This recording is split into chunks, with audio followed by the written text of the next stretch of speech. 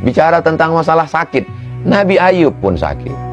Bicara tentang masalah keluarga, Nabi Nuh pun istrinya durhaka dan anaknya durhaka. Bicara masalah rezeki, bagaimana sulitnya Nabi Muhammad SAW, bagaimana sulitnya Nabi Ayub, bagaimana sulitnya Nabi Nuh, bagaimana sulitnya Nabi Musa. Sesungguhnya dalam cerita kisah nabi-nabi itu Allah ingin mengatakan bahwa kalau kau dekat dengan aku, sakit, sulit, susah tetap ada. Jadi makna sesungguhnya hidup adalah wa ma khalaqatul jinna wal insa illa liya'budun. Ibadah. Ketika sakit, sakit itu pun ibadah. Ketika sedang morat-marit itu pun kalau karena Allah maka dia menjadi ibadah. Jangan kita pahami bahwa yang namanya ibadah itu hanya sholat tahajud, sholat witir, sholat duha. Yang namanya ibadah itu hanya baca Quran, baca tabarak, baca yasin, baca fatihah, banyak sholawat. Itulah ibadah. Tidak. Orang yang sakit pun ibadah. Bahkan ibadah yang paling tinggi bukan baca Quran, bukan jihad fisabilillah, bukan sholawat, bukan zikir. Ibadah yang paling tinggi adalah ridha menerima takdir Allah subhanahu wa ta'ala. Ibadah yang tidak mengeluarkan suara, tidak mengeluarkan energi, tidak mengeluarkan keringat, tidak mengeluarkan darah.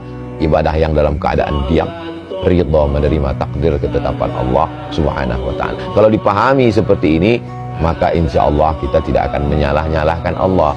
Ketika rezeki kita diuji agak macet sedikit saja, kita tidak menyalahkan, inilah gara-gara taubat. Coba kalau nggak taubat kemarin.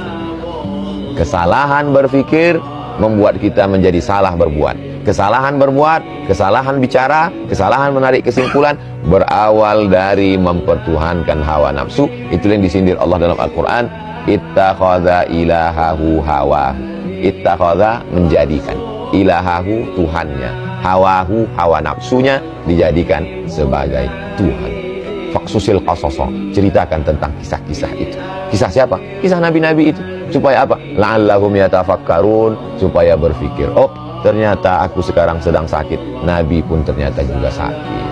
Sekarang aku sedang agak macet sedikit rezeki, sesungguhnya supaya Allah mengajarkan bersyukur tentang lapangnya rezeki.